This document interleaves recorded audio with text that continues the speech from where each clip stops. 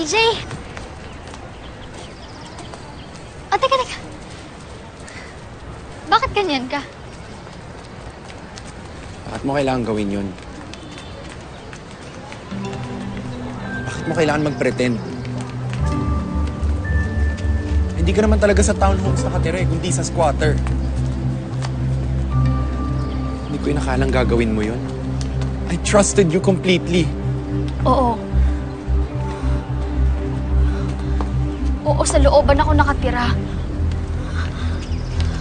Okay ka na? Masaya ka na?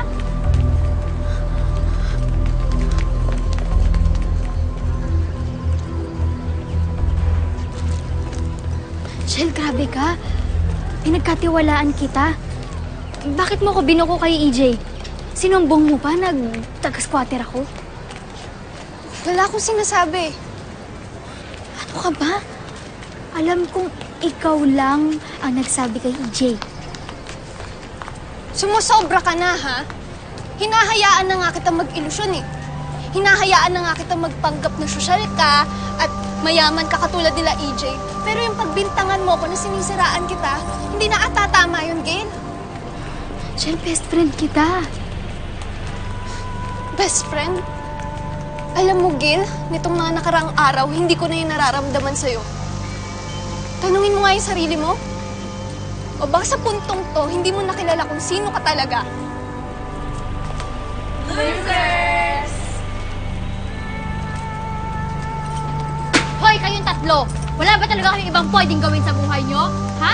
Palibhasa, ganyan kayo kasi walang magkakagusto sa inyo at walang magkakagusto sa inyo kahit kailan dahil sa mga ugali nyo. Tingnan nyo nga, hindi kayo humaharap sa salamin. Teka lang!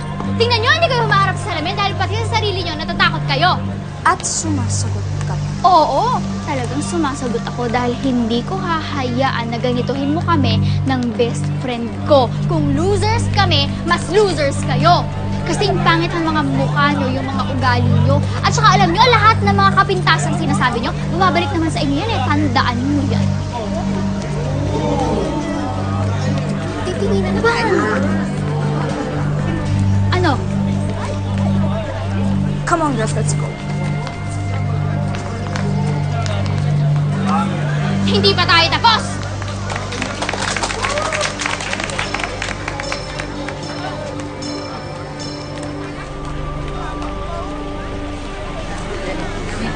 Tara na, Gail.